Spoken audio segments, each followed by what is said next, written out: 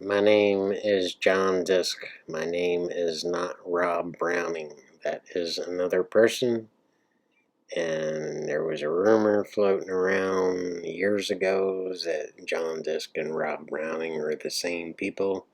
And that is not true. If you want your friends to be good pool players, then steer them to this channel. Once again, last time, my name is John Disque.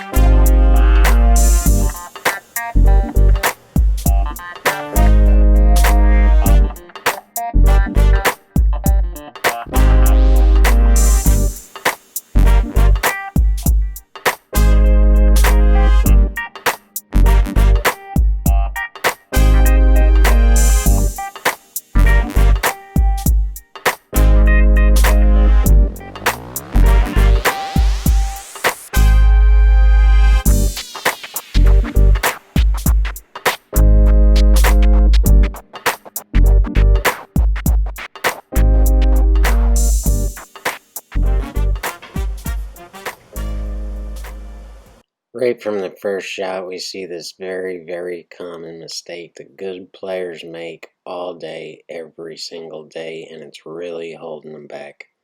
I'm going to go ahead and shoot it, and then we're going to stop and replay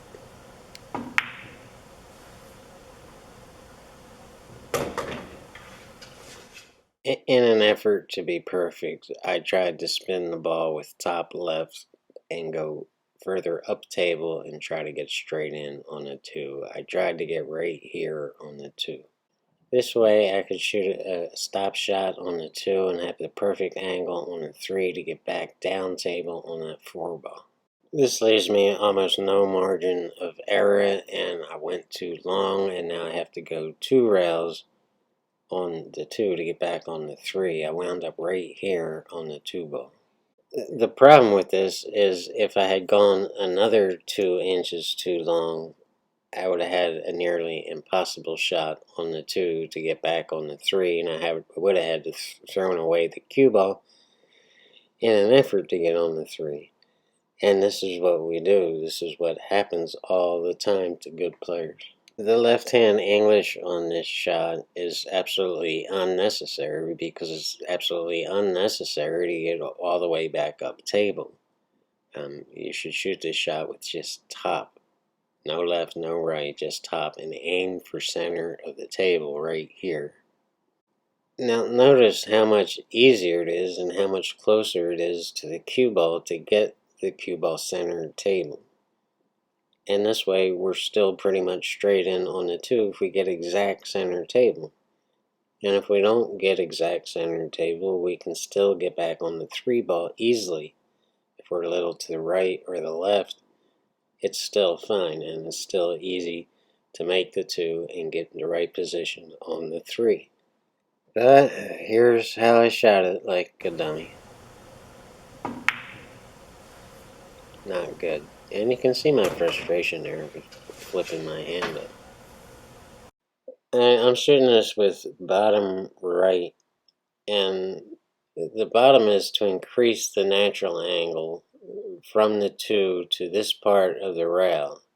The natural angle is to this part of the rail, so the draw is just increasing that angle to sharpen the second angle off the side rail. So here would be the natural angle, and here would be the draw. But you don't want to overstroke this ball because you're going to wind up scratching in that top left-hand corner. It's more of a forced draw and a forced spin off that second rail to get back on this 3 ball.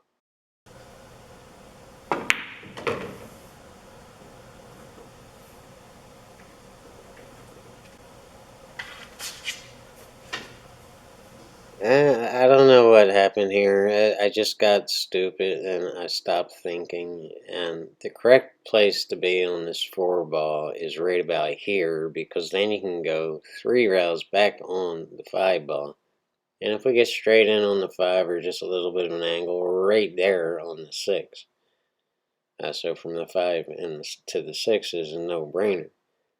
But I got really stupid when I shot this 3 ball, and I'm just trying to cinch the ball because, well, the 4 ball is right in front of the side pocket. But I should have thought it through. Again, I want to be high on this 4 ball to go 2 or 3 rails back on the 5, because that's the natural angle that's going to put us on line to shoot that 5 to get to the 6.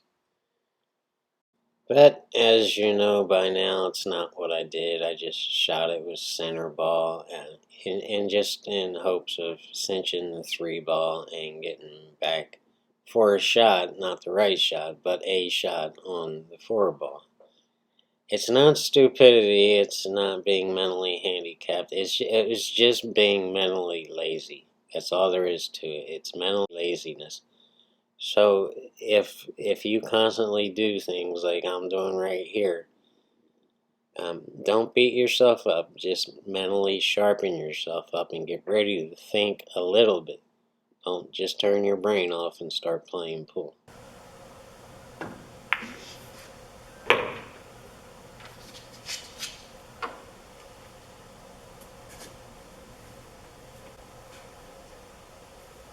At this point in the video, it's safe for me to say that there's a line you have to walk to play a great 9-ball. And it's somewhere between trying too hard to be perfect and not trying hard enough. And for years, I called that line the dance. But lately, people don't know what the hell I'm talking about, and then I have to re-explain myself all the time. And it's just sounding a little bit cheesy. But take my word for it, there's a line you have to walk and maintain. There's no way from this angle to get in front of the 5, so I'm shooting to get in back of the 5.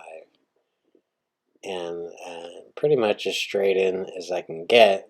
The problem is that my stroke was terrible on this shot, and where I'm aiming it, you can see in this still frame here that I was aiming it at the bottom of the ball.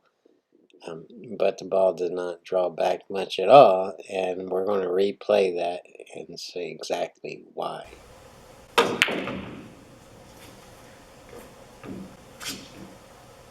Yeah, that was really terrible. And you can see me looking at my tip after I did that, because, my first instinct is telling me I did everything right.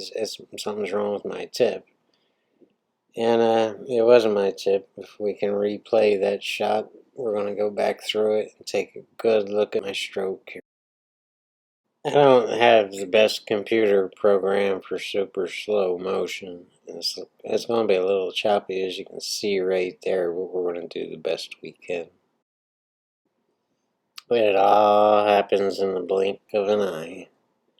You can see I'm aiming right. Everything seems right. I wish you could see my right shoulder and my right elbow. My cue came up at the very point of hitting that cue ball. And we're going to take another look.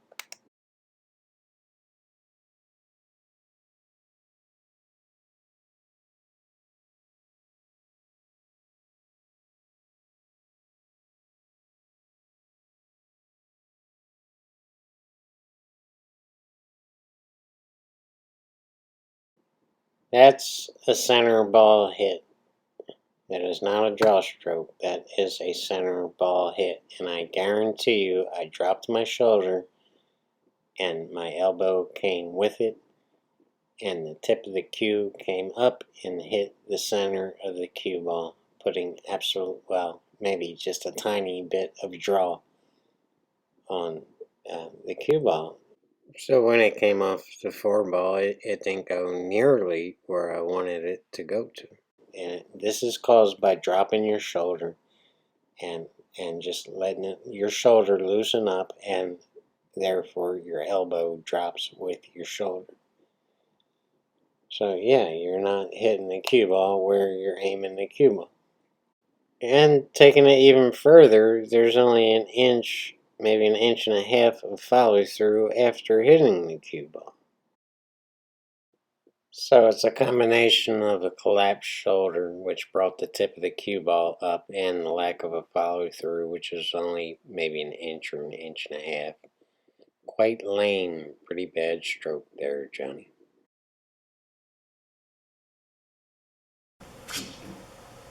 And you can see me looking at my tip here. I want to say one last thing about this.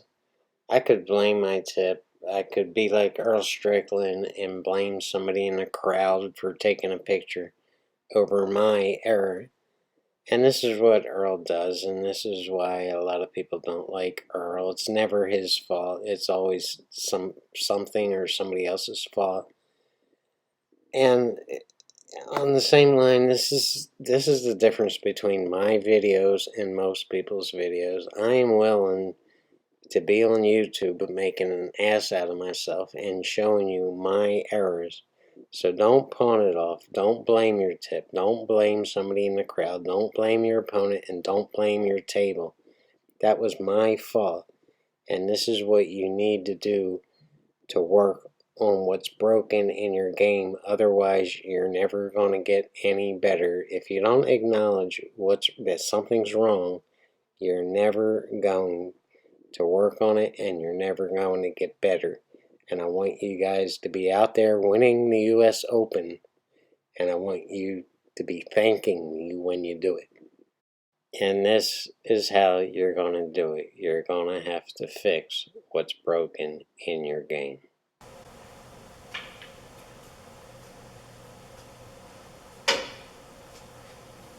I'll get more into banks and other videos.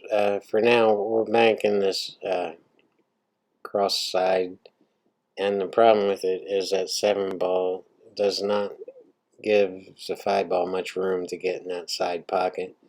In fact, it's blocking about half the pocket. So this is touchy and really dangerous, and even worse is it's going to be hard to get on this 6 ball. So yeah, you can see I wind up hitting the 6 ball and being left with a tough cut. All my concern here is getting back on that 8 ball and as straight in on the 8 ball as I can get, so I can just stop the ball and get back on the 9. I'm not shooting any English on this 6 ball. I just want to come off that rail and get the right angle on the 7 ball to get back on that 8 ball. So you're hitting this with a little bit of authority, and it's all about getting that angle.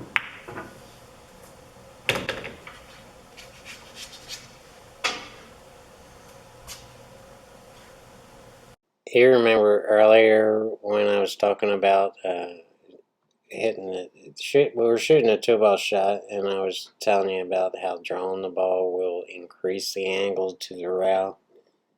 Well, this is the same concept. You don't want to put top on the 7 ball and get behind the 8 on the left hand side, because then you're going to be forced to shoot a combination, and we don't shoot combinations at this YouTube video channel. Yeah, I try to avoid combinations. I want to stay away from that. So we're just increasing this angle off this 7 and going back down table and trying to get behind this 8 ball. And this is done with a little bit of bottom and just a little bit of left. And I know in this graphic it looks like I'm putting a lot of left on it, but just a little bit. It's all about increasing this angle and getting as straight in as we can on the 8 ball without snookering ourselves behind that 9 ball. Really kind of a touchy shot here.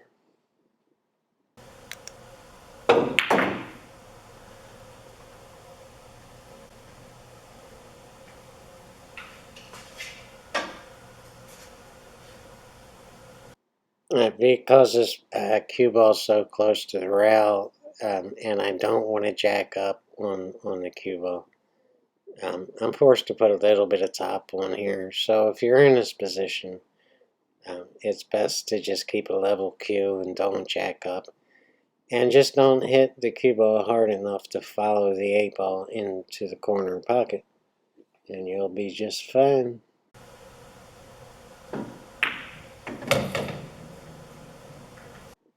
This video had a little bit of everything. It started out with trying too hard to be perfect, and then kind of throwing it all away and not trying at all. And the middle of the video was just being sloppy and struggling to get back in line because I wasn't trying hard enough.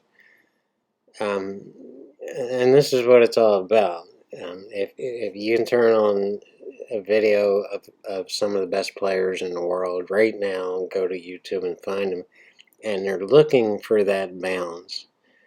They're looking to walk the line between trying too hard to be perfect and just relaxing and doing what they love to do. This is the line you're trying to walk every time you play.